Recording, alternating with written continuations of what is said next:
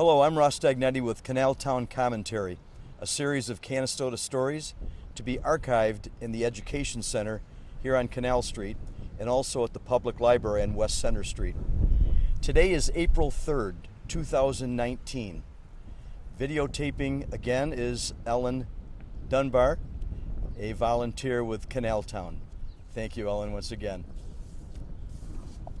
I'm on the north bank of the old Erie Canal, a waterway that has played a major role in the westward expansion of the United States. Across the street behind me is Mon Pa's, Canastota's oldest tavern and restaurant, where I will interview 3 members of the Fratini family and enjoy spaghetti and meatballs for lunch. Mon Pa's began over 85 years ago, following the repeal of Prohibition. The Fratini family opened the restaurant and then moved into the apartment upstairs in 1933, and they received their liquor license in 1934. The building on the corner of Canal and Souter Streets dates back to 1854. Tending bar is proprietor Robert Fratini, whose parents Guerino, better known as Germany, and Margaret started this business. Following the death of Pa in 1960, Ma and Rob's brother Nazi carried on. Rob has run the place since Nazi's death in 2011. Rob, this building's 165 years old. Mm-hmm. You shared with me a photo, a couple of photos in fact. Yeah. This one was in the Canastota Bee Journal back in 1975, and it shows kind of a porch on the side. The old style on a porch, yeah, on the side. And this was a little bit more recent. Right. In fact, it's got Mom Pa Germany on the sign, mm-hmm. and that has the side porch that had been removed. Right. The balcony on this building is typical of many of the inns along the canal's towpath in the 1800s. Heard any stories about the rough and tumble days of the canal before you folks moved in? No, not really. You know, they came in here. I think it was called the Yellowbird Tavern in those days. And they used to come in when they built the canal. Now, I've heard stories, maybe rumors about women that would be up on the balcony as canalers were going by. Yeah. There was a little service. A little service. A little service. I also heard a rumor that there was a photo of one of the women that were offering their services. But I better not show that one. Okay, all right. Other guys have seen it. Rob, we got the spaghetti. It's done. Is it done? Okay. Before this was Mon Pa's, a local Italian-American club was headquartered here, and it became a favorite gathering place for firemen. Any members of your family in the fire department? Oh, yeah. Nazi was. Yeah. And your dad, I think, My father was in it. Yeah. Remember which company they were in? I think Naz was in the hose, and my father was in the ladder. I think. I'm not sure. Hose and hook and ladder. Yep. And your dad was a village trustee. Right. Vice president of the water board. Right. And your brother Richard, who's working back in the kitchen right now, said that your mother was a disciplinarian. Yes. And did she ever have to deal with some of these rowdy characters that sometimes come in here? Well, one night when my mother and I were upstairs, I was about 10 years old, and my brother Jeannie was tending bar down here that night, and we heard a little commotion, so we came down, and there was 3 guys that had my brother Jeannie up against one of the machines we had over here in the corner. So my mother come behind the bar and just grabbed our friendly, she used to call this Uncle Louie. Uncle Louie, and she went after the 3 guys. And she chased them right out. Was she a lefty or a righty? Well, we all learned how to hit baseball left-handed because of her. Of course. She could swing this thing pretty good. And her maiden name was Bertolero. And that's where the athletic side of the family came from, primarily. Right. Was the Bertoleros. Yeah. Cool. All right. But don't tell my 2 cousins that come in here anything about that part. I see them over on this. Now, your dad, Pa Fratini, worked long hours, 16-hour days. Oh, yeah. And wasn't able to attend Little League games. But I believe he offered you an incentive. $5 for every home run. $5? Oh yeah, we got $5 for home runs. Oh, that was back in the 60s, early 60s. Oh no, it was earlier than that. In the 50s. 50s, yeah. $5 Way a home 50s, run. yeah. Not a bad deal. Yeah. All right. Yeah, we struck out a lot. Trying to hit. Oh. But you know something, in all seriousness, your father probably was a major reason why you went on to have quite a career in high school. Oh yeah. And I just would wonder how much he would have paid for some of these performances. Oh, yeah. I'm going to throw a few up your way. And unfortunately, your dad, he passed away on Christmas Day. My birthday, Your yeah. 12th birthday. Yeah. I wonder how your dad would have rewarded you for this. I remember you struck out 21 batters. Was it a Pony League? Pony League game. But if I'm not mistaken, you lost. Your team Yeah, lost. we got beat 2-1. How could that happen? How could you strike out 21 batters? Catcher couldn't hold on to the ball on third strike. Said I was hurting his hand. So it was one of the Galavati boys. So they scored runs that way. Now, in high school, you threw a perfect game. Right? Give us the details. Against Holland Patton. Okay. 13 strikeouts. Yeah. Followed by, how did you pitch the next game? Well, that was 2 days later. On Thursday, I pitched that one. On Thursday, we had to go to BBS. The first guy got a hit off me, and then nobody else got on base. So you followed a that. perfect game with a one-hitter. Yeah. Wow. Okay. And I had like 17 scouts there watching me when I was pitching. When I did that. Well, from my experience, you were, if not the best, certainly one of the best pitchers that I ever witnessed. Thank you. In Canastota.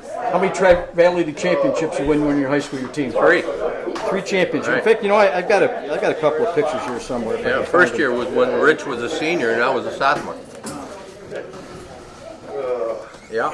Who are some of the guys in that picture? Oh, let's see. Chris Finnecaro. Excuse me, Rob. All right. Pete Mariano, Stewie Moore, Chris Finn, Coming in. myself. One in. Oh, there's Stewie Moore. Doug Mazzacchio was here. Okay. That Tom Serio, I'll leave you Coach. there. I'll let the coach. Bergie. Okay. Tommy Lambrazo, Vinny Mazzucci, my brother Richard, Georgie Bellino. All right. Yeah. That was our sophomore year. Remember them all. Yeah. Oh yeah. Now, I think this happened after you graduated from high school because it was a Connie Mack game. You went some extraordinary number of innings. Well, we played North Syracuse down here. We went 17 innings. 17 innings. 17 innings. Major leaguers go maybe Yeah. 5 or 6 now. Yeah, we got beat in that game too in the 17 innings. Yeah, a couple of things before we go find your brother back in the kitchen. I noticed they had a write-up about Irish bars on Tipperary Hill. This bar and Coleman's have something in common. Coleman's started in 1933 with Mr. Peter Coleman's father. So we've gone full circle. Right, yeah. Your dad started in 33, Yeah. and we still have a Fratini that's holding down the fort. One other thing I spotted in the newspaper, this gentleman, his name is Brad Thomas Parsons, apparently he collects drink chips. Yeah. And I happen to spot there's a Mom and Pa's chips. Yeah. You still use those? Oh, no, not much. No. But he came in about a month after this article was in the paper. Who's he look like? Looks like Red Depoletti. Yeah. When I first saw Yeah. it, I just thought it was Yeah. good. And he said his father used to come in here years ago. That's how he got all the chips. Yeah. Well, I'm not going to hold you up anymore. Okay, thank you. Thank you very much. Thanks Get a back to your lot. bartender. All right. Take care of that clerk you got guy in the front Oh row. yeah. I waited him out. What we'll do now is we're in Mom and Pa's kitchen with Richard Fratini preparing today's spaghetti special with Kit Carson and your sidekick Sean O'Hara. Too many people out. And we also have Richard and Robert's sister who's overseeing the operation, as usual. We'll be interviewing her a little bit later. Rich, tell us about your mother's home cooking that you remember taking place right here in this kitchen. Well, my mother was unique because she never used a recipe. A little bit of this, a little bit of that, and everybody ate it. And it just, somebody I can remember asking her for recipes for home and school, and she'd say, I don't have one. She had it all in her head, and everything came out tremendous. Now, what were some of her specialties? What types of dishes did she offer. Your brother said polenta. Homemade macaroni. I got a couple out back. Veal I can't get cutlets, to 'em yet. breaded veal cutlets, baked chickens with Yeah. potatoes. Every Sunday we had a big meal in the back, family meal in the back room every Sunday after a busy Saturday night in the back room. How about gnocchis? Gnocchi, rajal, Ah, which yeah, is hard to this find is today. bringing back some memories. Yeah. Now, your brother mentioned polenta. Tell us what polenta is. It's down south they would call it grits. Oh, okay. She used to make it and we used to eat it on a board at the table. She'd put it on the board and we'd sit around the table and eat off the board. That's the same board she made homemade macaroni with. Now, tell us about the fish dinners. Fish dinners on Saturday evening. What was your role in that? Did you My help role- out? Well, we all had roles depending on our age. We were allowed to bread the fish. Okay. My aunt cooked it, and every Friday the fish came in these little metal containers. Every Friday, and we would cut the fish and then get it ready for Saturday evening. And then my aunt would fry the fish in the fryolator and sold it through the window here for people that came and for the people inside. Obviously, the waiters, my brothers, who were the waiters, took care of the people in the back room in the bar. Well, I'm not going to hold up lunch. We're going to check you a little bit later on. Thank you. You're welcome. Joining us now is Rich and Rob's sister, Mary Tornator. I was going to say Fratini Tornator. Okay. Longtime Central New York waitress who got started in the restaurant business right here at Mon Paz. Right. Mary, how do you remember your father?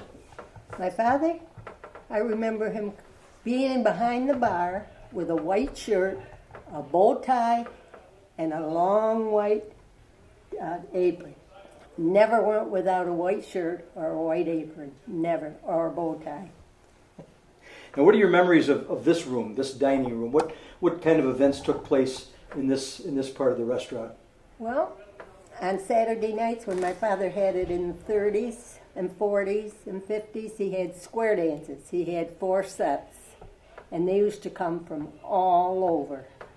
And he had a band, and Jimmy Arena, I don't know if you remember him, but he used to play in the band, and all the other men, they played every Saturday night.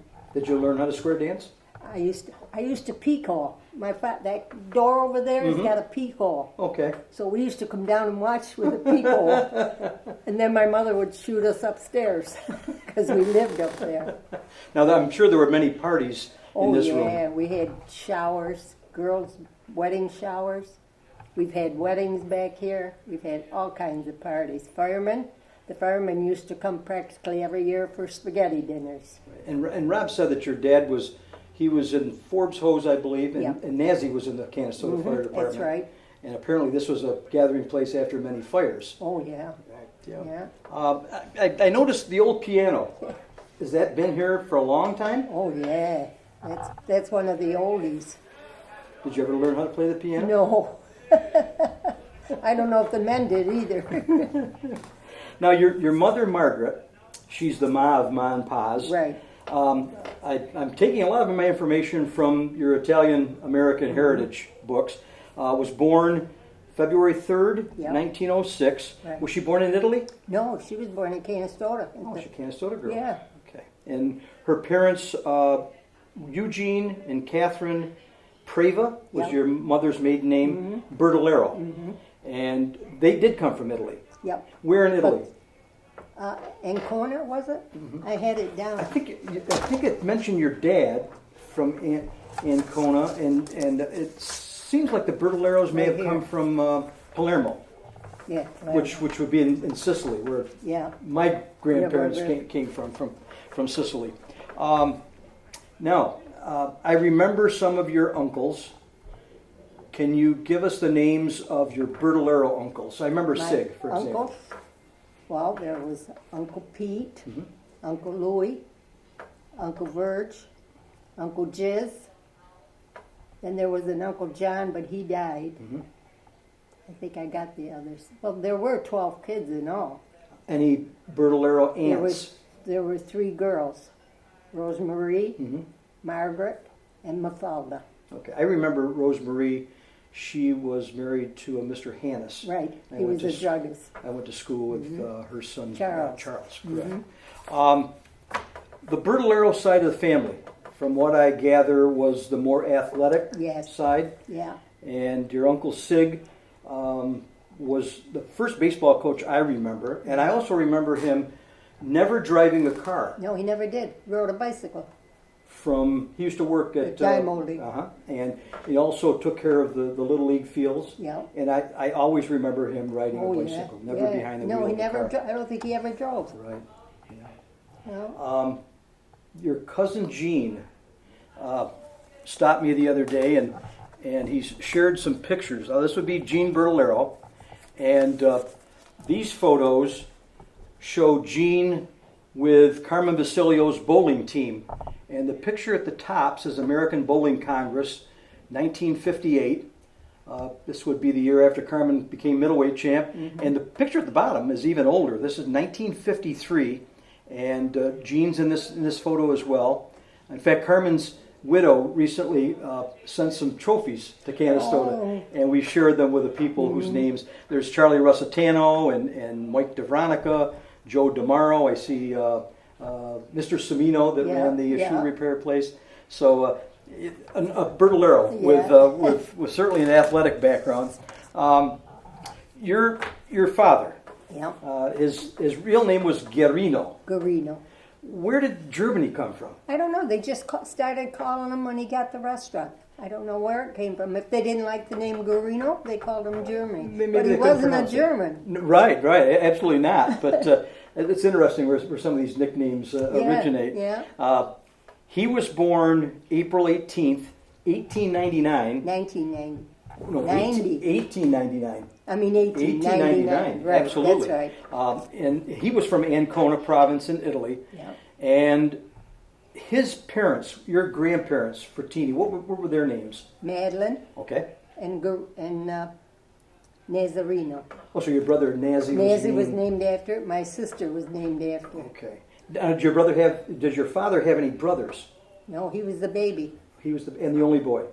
And he had sisters. He had 3 sisters. And what were their names? There was Pasquina, Giselda, and Mary.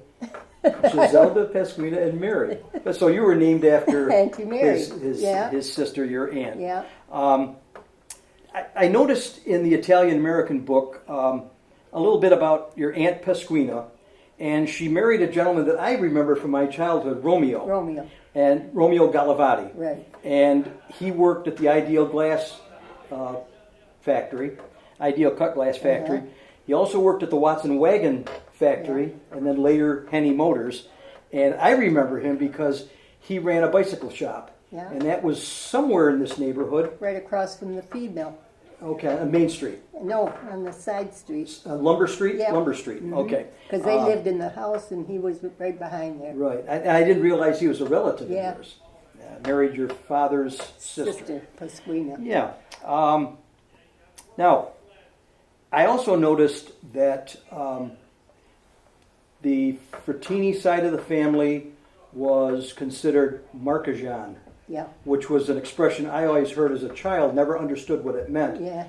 I looked it up, and apparently Marcajan means people that lived on the Adriatic side of Italy, and so they were on the peninsula of the Boot. Well, they all have different names. Right. Yeah. And Marche was one of the provinces or territory in Italy. So half your family is Marcajan, and the other half is Sicilian. Yeah. And I think that was probably a pretty common mixture at that time. Now, your father, his 3 sisters, and their parents left Italy in 1904. 13? I think they came back maybe in 1913, if I'm not mistaken. I wrote it down. But when they first came to America, they didn't come to New York. No, they went to Arkansas. Now, why to Arkansas? Because his sister Giselda was older and she was already married. Okay. And she was living in Arkansas. And they had cotton fields. Oh, okay. So she said, come to Arkansas. There's a lot of work. Okay. So when they got here, my father said, there's not any work.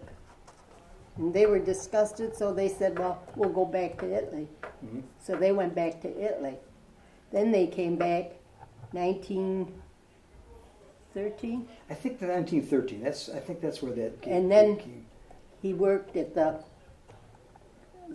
cut glass. And that's Which where was he, just down the road here Yeah, on the- Canal Street. That's where he met my mother. My mother was working there. Okay. So that's where the romance began. Yeah. The Ideal Cut Glass Yeah. Company on Canal Street. Yeah.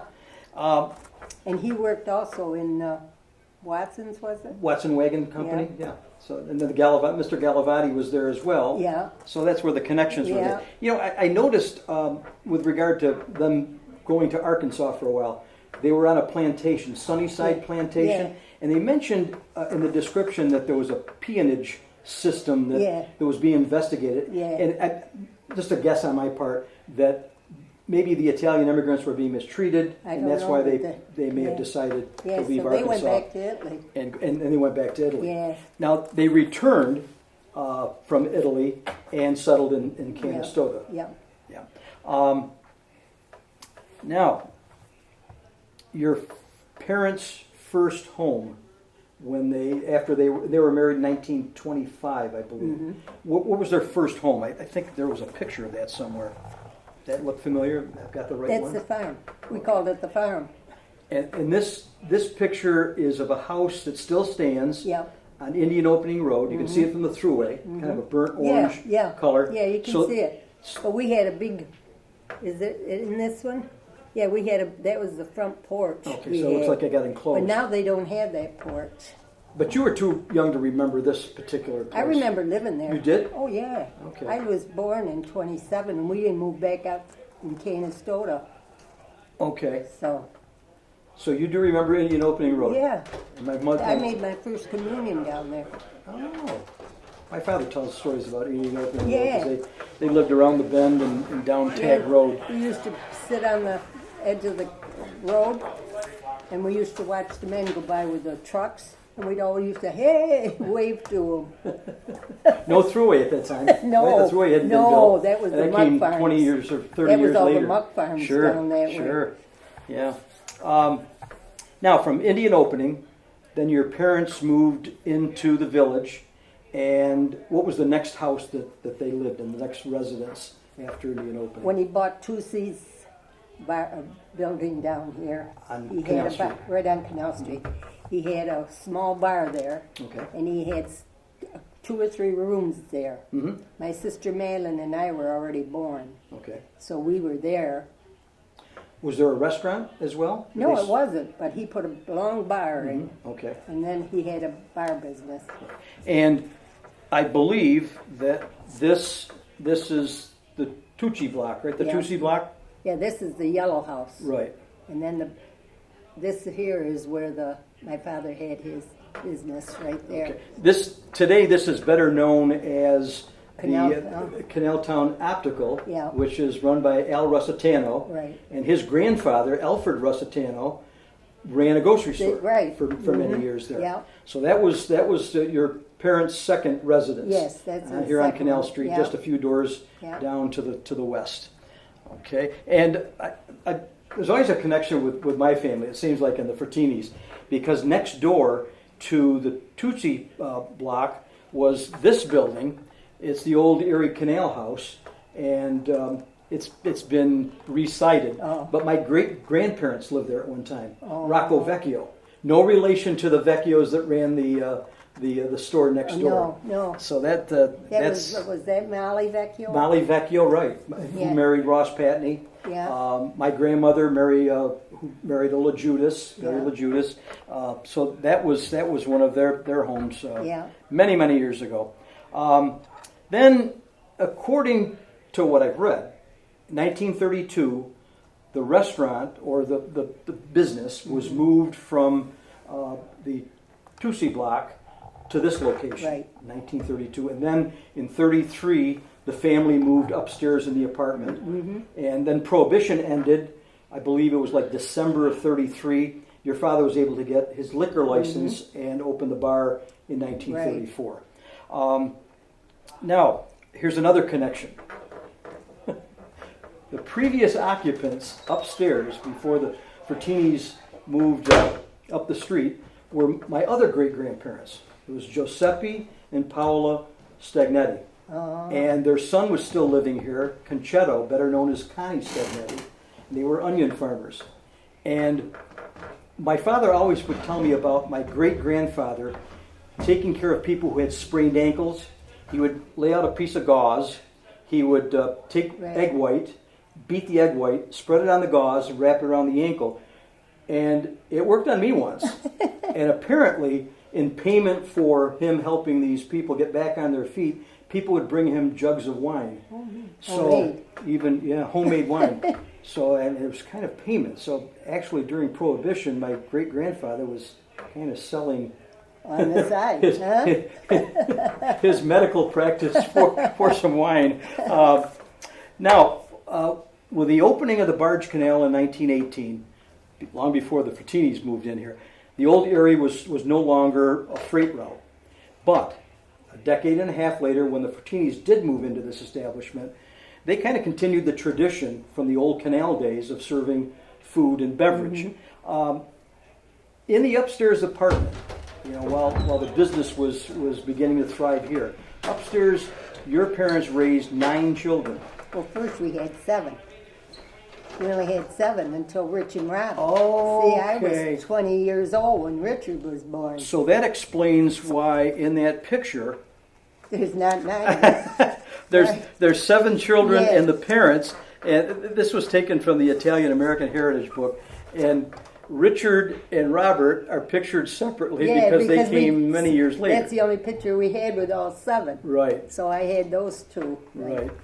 Yeah. And Richard and Robert at the bottom here look like they're little types at the time. They were queens and kings. Oh, kings. of course, yeah. They had a lot of babysitters. Yeah. But it was common then, large family, especially large Italian families. Yeah, we were 7 up there. 7, And and it the 2, wasn't- and then later the 2. Got to include it. But 9's an appropriate number though for the Fratinis. You had enough for a before baseball they came, team. my father remodeled all upstairs because we didn't have a bathroom up there. We had a toilet but no tub. Right. We used to have to take baths in a big tub Oh. because we had none. The kitchen sink was just a little old sink. No stove we had. So my father remodeled it after, put heat up there, and then he made more bedrooms and a bathroom. And it was just like we had the dining room and everything. Now Fratinis have lived there ever since Oh, upstairs, yeah. right? Yeah. My father was one of 11 children. I've been told that there were 18 Di Pasquales, Oh, there and were the a lot. Cesarios. Oh, There were they- 21 Cesarios. Yeah, they had a lot. So big families were kind of commonplace at that Yeah. time. Now, Mary, we're going to get to you now. We're going to get to your story. You're the second oldest, Right. and your birth date? February 23rd, 27, Do the math. 92. 92. God bless you. Thank you. 92 is the new 72. Yeah. Yeah. I remember you and Sally Emery were in church one day. She had just turned 100. Yeah. And I went over to congratulate her, and you turned to me and you said, well, how about me? Yeah. I said, well, you're not 100. You said you were 90 at the you time. were 10 years I didn't different. believe you because you were a good friend of my mom, and I always pictured you Yeah. as still being in your 50s. Yeah. No, Sally's birthday, my birthday were the same day. Oh, the same day. Oh, yeah. And she lived to be 100. She's 100. Well, she died last Yeah, 2018 Mm-hmm. in January. Right. And she would have been 101 then. 101. Right.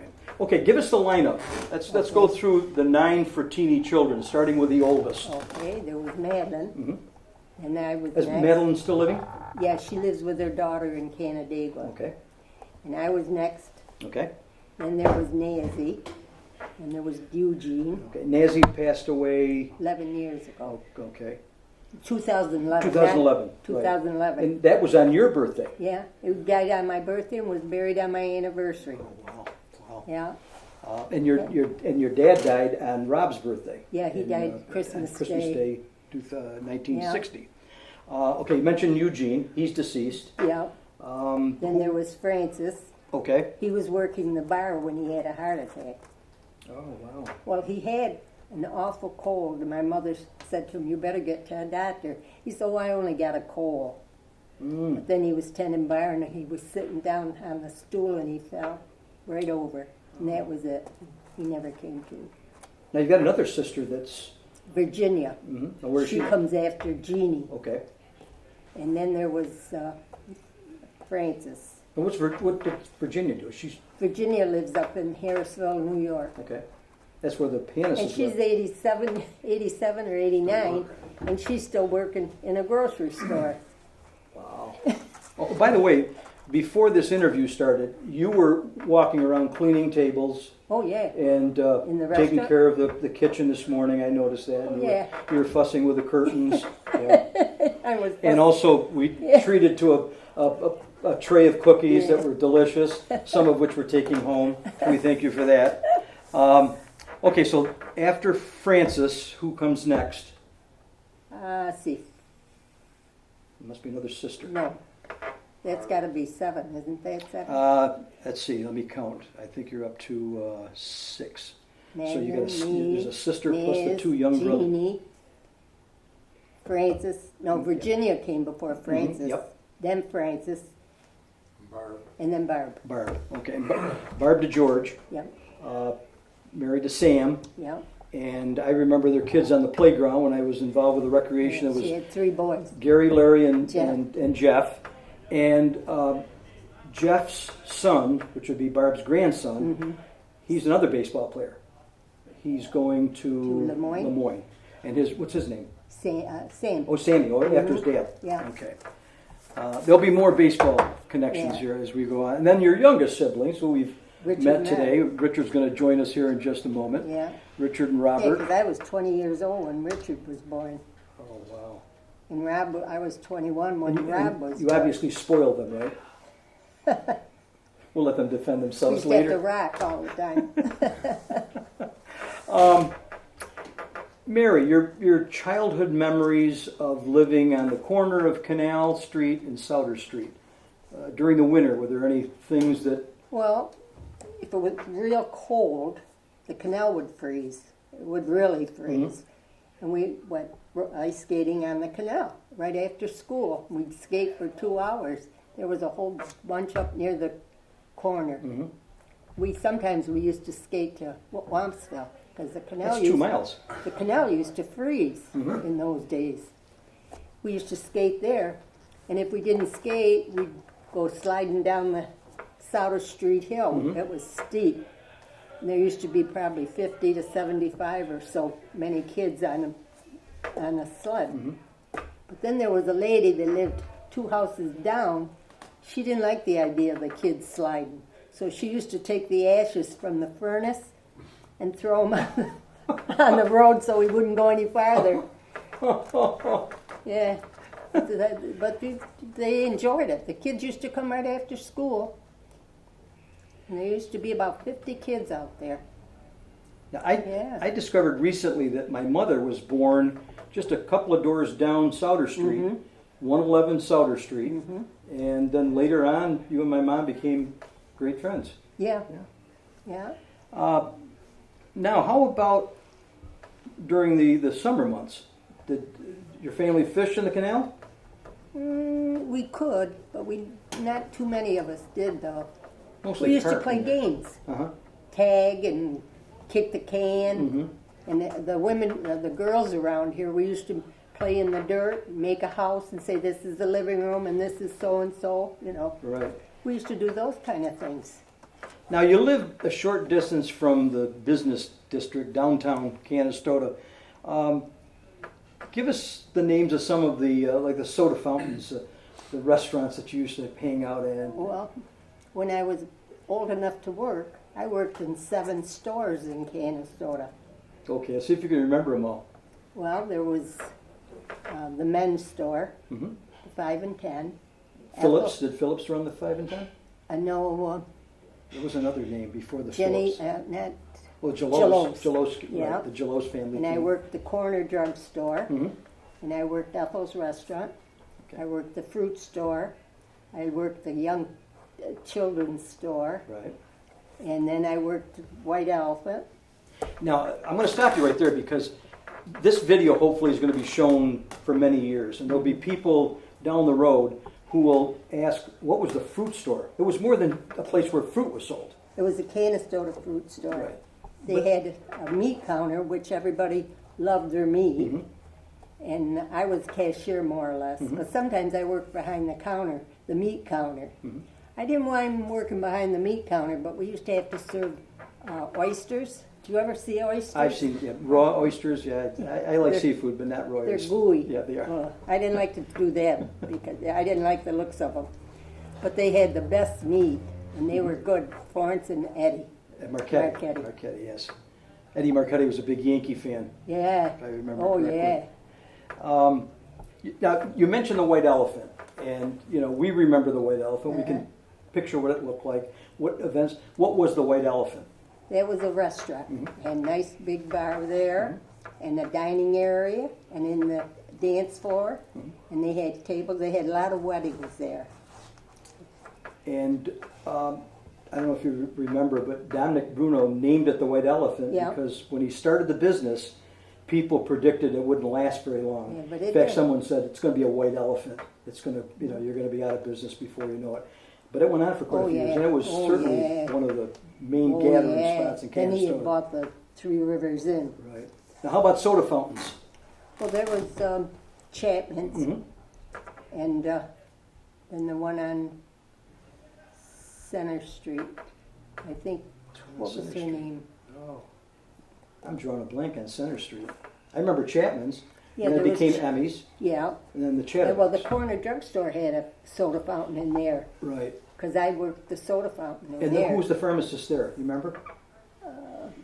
Jack. Bertler? But no. I remember Jack Wexler. No, he wasn't No, there when not when you were no, there? No. They were from Oneida. There've been many Yeah, drugstores. but they had in the that nice fountain location. in there with a booth for the kids. Right. Now, you attended high school on Peterborough Street. Okay, class of 1945. Yeah. And in your yearbook, if I can find it, in your yearbook I counted 45 students, coincidentally. And some of them were in the service. Right. And you were quite an athlete. Yeah, I played all sports. You played everything. Yeah. And I'm going to drag out, this is the 1945 Canastota yearbook, You still got that? still called the Toot, Yeah. a real hoot. And in your bio, it mentions that you played basketball. Yeah. It says baseball. Was it baseball or softball? Softball. It was softball. Well, Field hockey, volleyball. You were a cheerleader. yeah. Tell us about what was sports like then.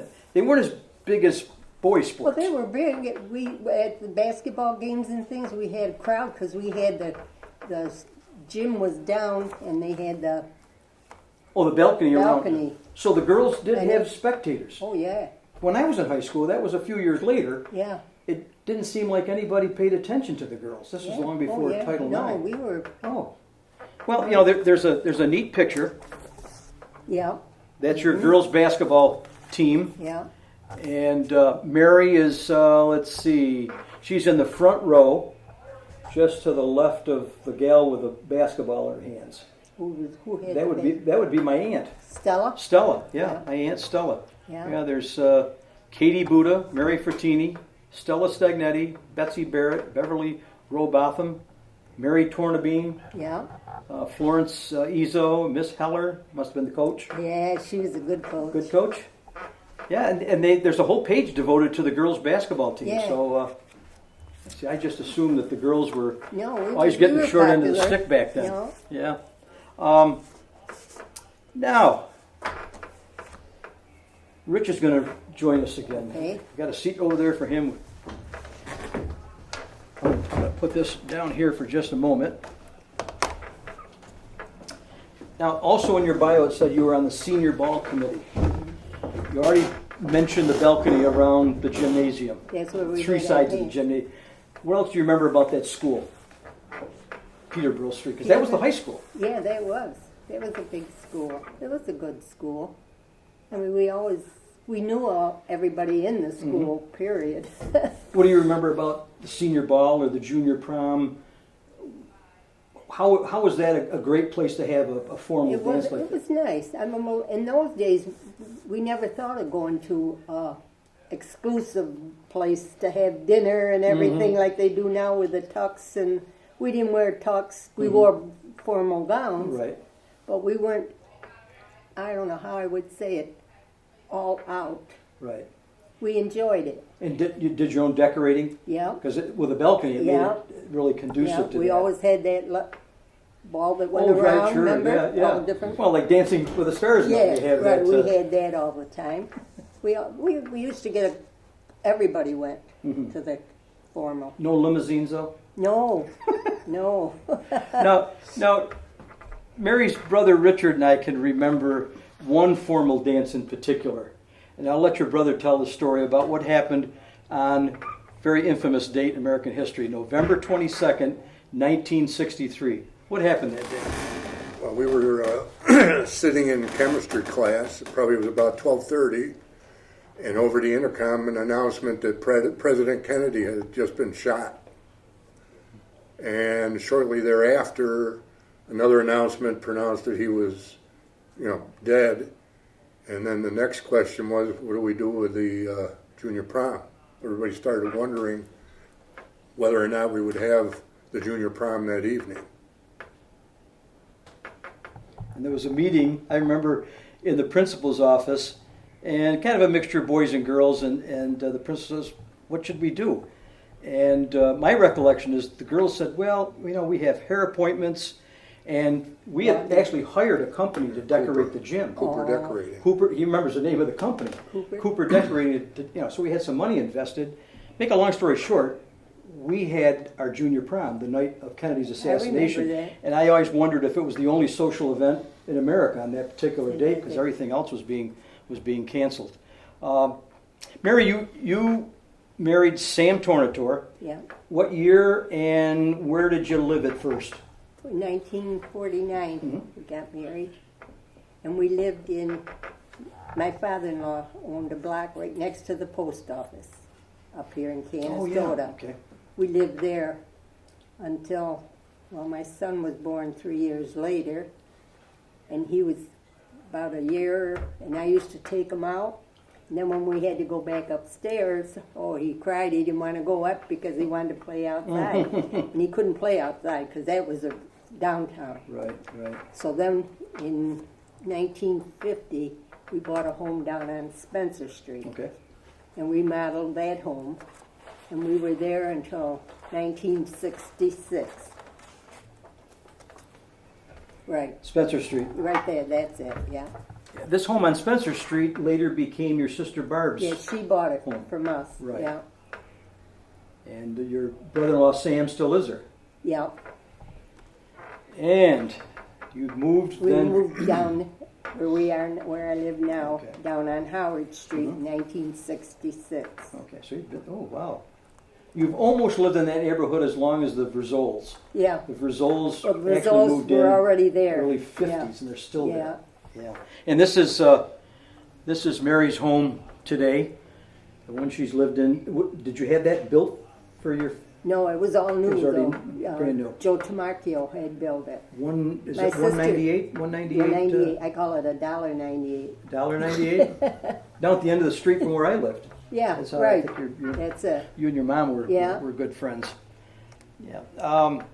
Getting back to when you first lived on Peterborough Street, that building's gone. Yeah. And the community bank is there, I think, at Yes. the present time. Mhm. And your father-in-law was Tom, right? Tom Yeah, Torrance. right.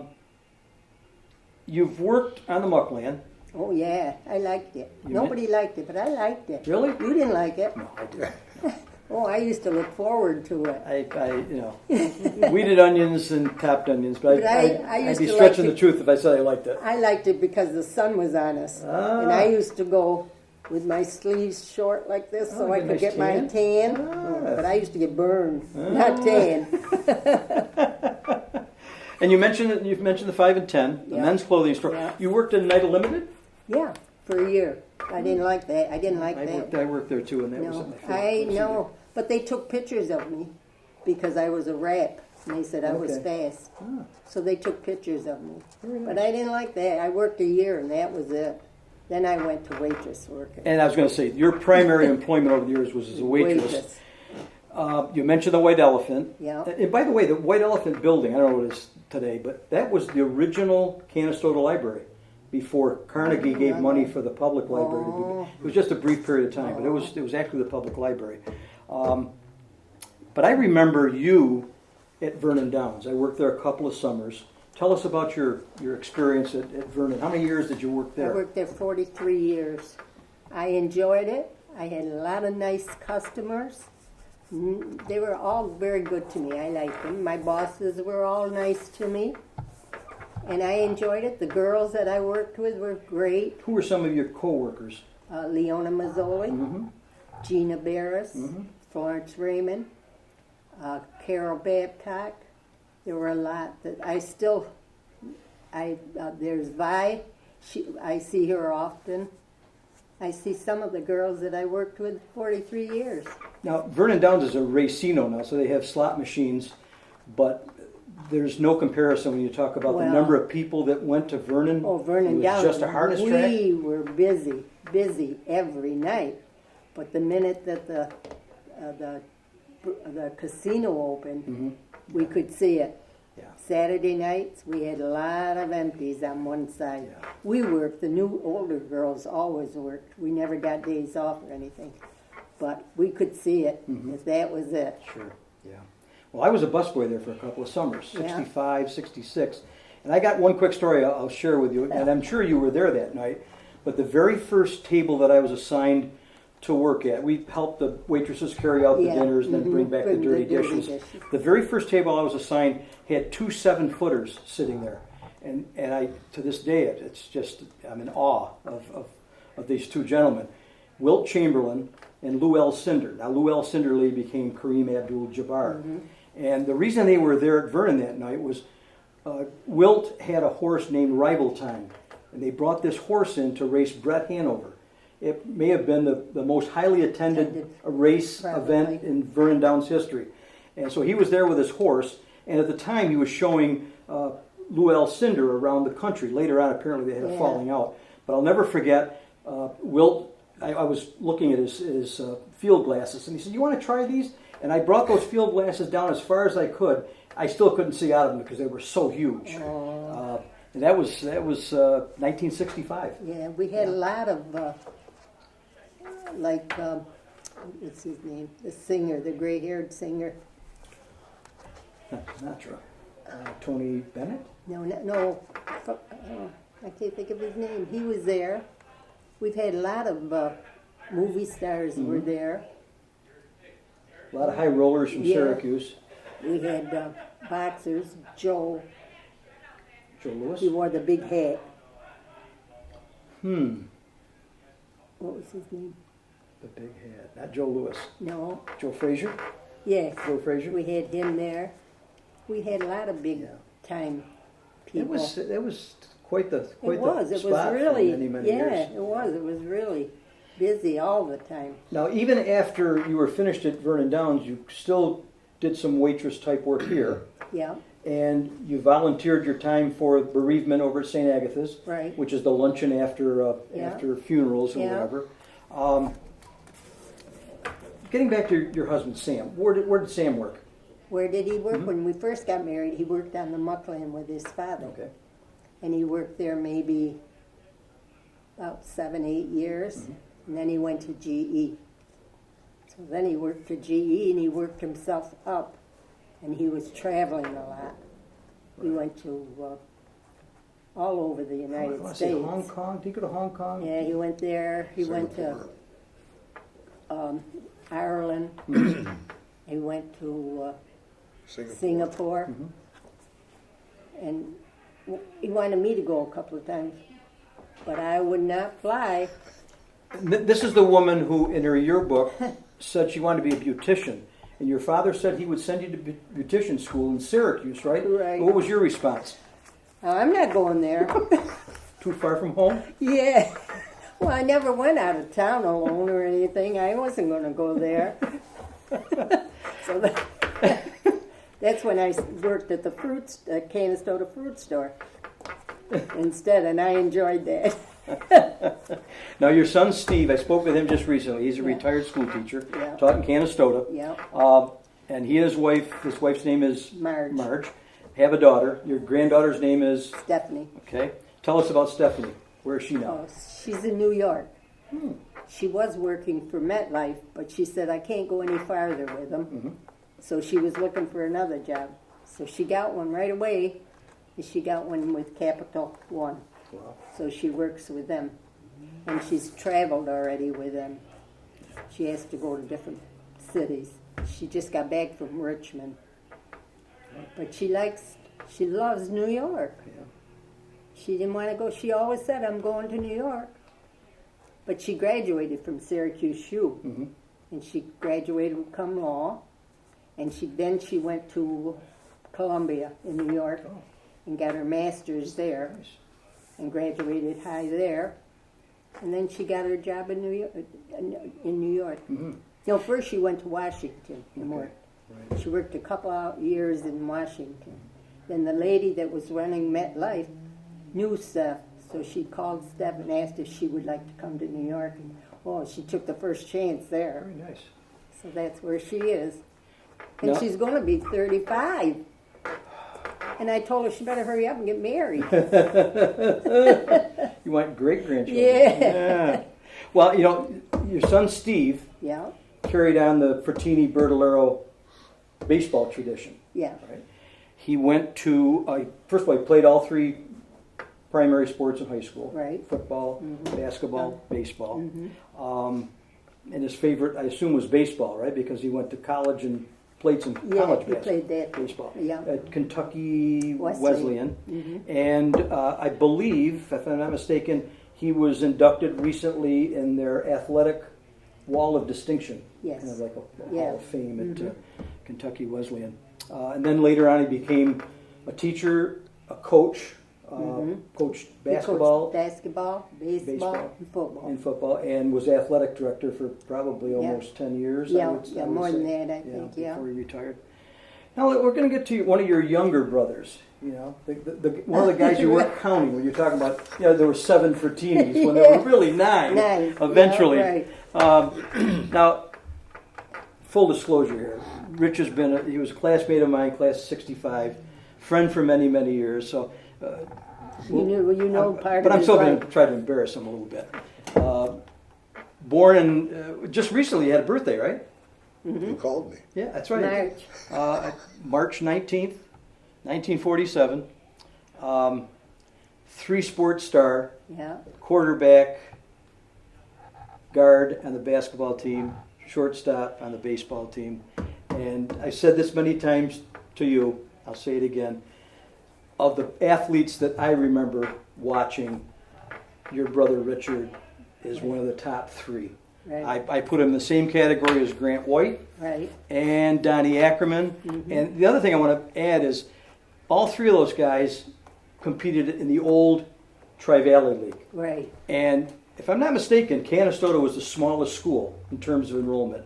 Oneida, Cazenovia, VVS, Chenango, Chenango, go right down the oh, line. They were yeah. all bigger than Canastota, and we more than held our own. That's We true. won our fair share of championships.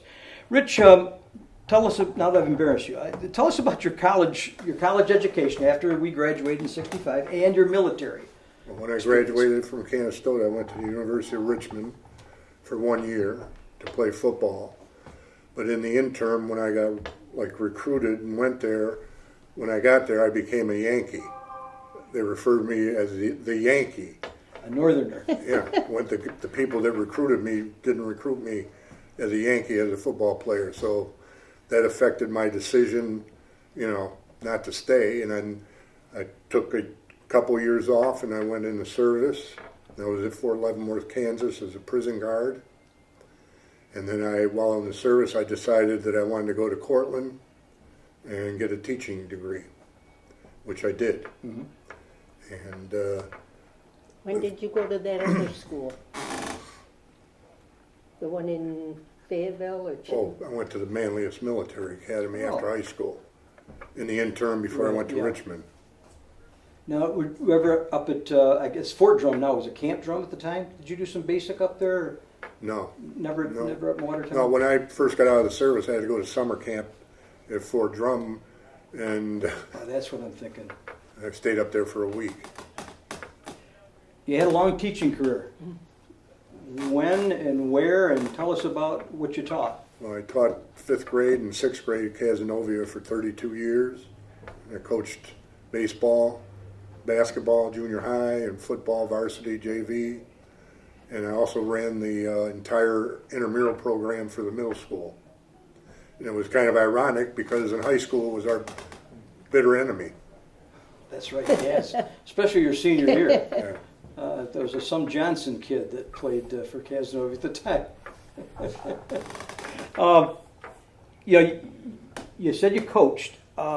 Which Canastota coach or coaches had an influence on your style and your years of coaching at Cas? I would say Pinky Schmidt and Bob Beal and Bergie. Tell us a little bit about Pinky Schmidt. Now, he was called Pinky. Well, in this day and age, Pinky couldn't coach. You had to do what Pinky said. It was his way or the highway. And everybody bought into that, and that's why we could compete with schools like Oneida, VBS, and the rest of them. Yeah. And Bergie was an innovator, ahead of his time in both baseball. He had good ideas in football, but he had to lay back because Pinky was his supervisor. Old school. Because he always used to tell me, if I had you, we could have done this. They were both great men. Well, I remember when you and your wife Mary, when you exchanged vows. How many years have you been married now? 40. 40 years. Wow. And I believe the reception was at Damon's, is that right? Route 31. And you're now a grandfather. Yep. What's your granddaughter's name, and tell us a little bit about her. Well, her name's Riley Elizabeth, and she just turned 9 months old, and currently crawling like crazy, and on the verge of walking, because we all predict that she'll be walking before she's 10 months, and she's just a piece of cake. I mean, Destined to play softball, right? she's going to be an athlete. Good, good. I can tell that already. I mean, she loves to run. I mean, her legs are never stopping. And she's already attended swimming lessons and music lessons. Because I teased my daughter-in-law. I said, what's next, dance? She said, maybe. And where does your son Christopher, his wife is Becky. Becky. Where do they work? Well, my daughter-in-law works in the NICU at Krause with sick babies all day long. And my son, he's got a civil engineering degree and he's a hardscaper. He designs and installs patios, sidewalks. I mean, his house is like a castle. You got to see it. Can't You believe. gotta I mean, see it to the picture believe it. doesn't. I mean, you go when you see what and he built it by himself. Oh, you got to see it. It's beautiful. Christopher's another Fratini that had quite a baseball resume. Tell us about his accomplishments. First at West Hill, right? West Hill High School, and then SUNY Tech. Well, he was I don't know if you want to call it a late bloomer. He wasn't a late bloomer, but he didn't want to play sports till he was in 8th grade. He was happy playing with me in the yard. And people would walk by and say, hey, this kid should play, when he was 4 years old, this kid should play baseball. Because he used to hit the wiffle ball over the road. So finally in 8th grade, he decided he wanted to play baseball. And I told him, I said, well, that's fine, but you need to understand you're way behind the other kids. I said, if you can deal with that, that's fine. I said, but if you stick with it, by the time you're a senior, you'll bypass him. But I knew he had a lot of potential. Yeah. So he did. He, by his junior year, senior year, he was unanimous all-league. And he led the team in hitting, home runs, RBIs, and all that. So, I mean, then he went on to SUNY IT in Utica, and he holds almost every offensive record that's in baseball there. He led the nation in hitting his senior year. He was one shy of the NCAA record for triples. And because of him, the coach even told him, he said, you know, I should have played you more when you were a freshman. And because of him, he said, because of you, I play freshman. Wow, cool. I should add that your brother Rob, his son Kyle was a baseball player, but at Oneida. He played at our rival at Oneida High School. It was a second baseman. Mom and Pa's is also synonymous with softball. And tell us a little bit about the Mom and Pa's softball team, where you played and your accomplishments. Well, we in a typical summer we would play over 100 games between May and early, because a lot of us were teachers or we had some state troopers and other individuals, and we basically would travel anywhere that we could get into a tournament. Cortland, obviously local, Canastota, Oneida, and we went to the other side of Oneida Lake, Rochester, Syracuse, every other weekend maybe. Some days we'd play 5 or 6 games. Mm-hmm. Tell us a little bit about the facility down there and how often it was in use over by the Little League field off of Main Street in Canastota. Oh yeah, it was how busy. Things have changed. Back then it was busy every night with 7, 8, 9 teams, and now they don't even have a league. Right. It's a shame. It is a shame. It really is. Another thing that Mom and Pa's is connected to is the Over the Hill game. Who got that started, and what has that meant to this community? Well, my brother Naz was one of the original founders, or came up with the idea of having a club, the purpose of which was to raise money through a fishing derby for kids out front with the Canal, to raise money for scholarships for kids at the high school. Right. And unfortunately, all the original members passed away, and the newer members kind of distracted from the intent of the club. Harold Backus, was he involved in Harold that? Backus was one of the originals. Mm-hmm. Yeah. Rich, I'm going to toss out a topic, and you elaborate on it. You told me a story about somebody buying a truckload of beer. What was that all about? Candy Kid. Who's Candy Kid? Mike Lambrazo. He lives on the other side of the Spencer Street field. Okay. Yep. And he used to come in. He worked at the upholstery on Robert Street. Mm-hmm. Oh yeah, Near Lee Dewey's, Manufacturing. near Dewey's Dairy Bar. Mm-hmm. And he always bragged about how much money he had. And then my father, one day, after listening to him repeatedly, he said, everybody called him Candy Kid, and he said, Candy Kid, he said, you got all this money. He said, I want you to buy all the cases of beer that I have in the basement. He said, I could buy them all. So, unbeknownst, the cellar was full. So he had to get a flatbed truck to put all the beer on the truck that he had to buy. Yeah, because I can remember my brothers telling me, my brother Naz would tell the story. And Now, you also mentioned one of your memories from childhood was picking up loose change, maybe out in the bar room. well, it's here. Oh, in this area. We had a band, and my mother, because we all had jobs, Mm-hmm. depending on your age. And when you were old enough, you tended bar. When you weren't, we had to fill the coolers with beer when we were younger, and we couldn't wait till Sunday, because my brother and I, she said, if you go down there and sweep, you get to keep all the change that you find. And we'd find maybe $1 or $2 every Sunday. And then when we got a little older, we had to sweep and then mop. Because we would sweep and then one of my older brothers would mop. Now things have changed. The laws change, obviously, and smoking is no longer allowed in public places. But for many years, I mean, smoking was just part of every bar, every restaurant. Yeah. But there was a rule, right, in terms of the upstairs. Oh, yeah. What was the rule in terms of smoking upstairs? My father didn't allow anybody to smoke. My brothers would smoke 2 packs of cigarettes a day and never smoke upstairs. Without no questions asked.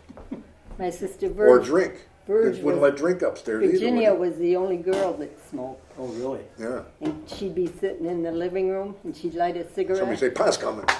And the minute she'd light it, we'd say, here comes Pa. Quick, she had to throw that cigarette away. Now, Mary, you mentioned some games that you played in the neighborhood, kick the can, etc. Yeah. What do you remember, Rich, about some of the things that went on in this neighborhood? Were they organized by adults or? We had we did sliding down the hill, and we didn't skate on the canal, but by then they had the ice skating rink in Spencer Street, so we went there. Other than that, it was play wiffle ball in the driveway, and if you hit the road was, I don't remember, a double. If you hit it over the sidewalk with a home run with a broomstick and a wiffle ball. Then my brother and I used to pitch to each other. He was up on the front sidewalk, and I'd be down near the side steps calling balls and strikes for each other. And then we'd keep track of outs and walks, and then switch and play a 7-inning game, just pitching back and forth. Then we had a basketball hoop above the driveway, and we'd play a bunch of guys every day. We didn't have any trouble getting people that wanted to play. So the Fratini brothers never went to like baseball camps when they were kids? Yeah. We had enough coaches at home. We didn't need it. Christmas Day was a extra special day here. Yeah. Especially for your father. He worked long hours, just about every day of the week. But No, what was special about Christmas? Well, Christmas, my father would always say to my mother, make sure you got enough for all of them. Mm-hmm. You know, so she said, okay. But that was one day that we all had dinner together. Mm-hmm. Restaurant was closed? Yep. He would come up, and other than that, during the week, my father would tend bar. He'd be down there at 9 o'clock in the morning. 12 o'clock, he would come up for lunch. My mother would go down and tend bar. Then at supper time, 5:30, my father would come up to eat with us, and then my mother would go down and tend bar. Yeah, they used to. I don't remember him having very many bartenders. Wow. No, it was all. No, he always worked. My father. Yeah. Earlier today, I found out something. Maybe I knew when I was a kid, I'd forgotten, but Franny Fabrizi is out there, and I hadn't seen Frank since was in high school maybe. But he's a relative of yours. Yeah. Now, what's the connection? His grandmother Okay. was my father's sister, Which sister? Mary. They lived Okay, right Mary. across the street. The one you're named after. Yeah. Yeah. Yeah. Oh, mercy. Now, is there any truth to the rumor that this place is being sold? Yes, I guess. I don't even know. It is. End of As April. of, The end of April. so this is like this the the last last month. Yes, You could call it the end of an era. end of Oh wow. yeah. Well, Ran out of workers, family workers. yeah, that's true. Yeah. Families scattered. I mean, Well, the bar business isn't what it used to be No, years ago. no. My father used to work from 9 o'clock in the morning till 1 o'clock the next morning, and he had a bar full all the time. But today, I don't know if they're not drinking because they're afraid of the cops, DWI laws Right. and it's. and a lot of them take it home and drink. Well, you go by Graziano's at 9 o'clock and Oh. Saturday night's closed. Yeah. I go there every Saturday night. We go to church, then we go there to eat. Sometimes we're the only five persons in the place, and that used to be a big business. Sure, absolutely. Well, we're going to adjourn to the bar for one last event. So we'll wrap it up out there. Robert, they tell me that this place is for sale. Yes, it is. April 30th, last day of my April 30th, and I tell you what, we need to raise a toast to Ma and Pa Fratini and this historic building on the old Erie Canal. Yeah. Salud!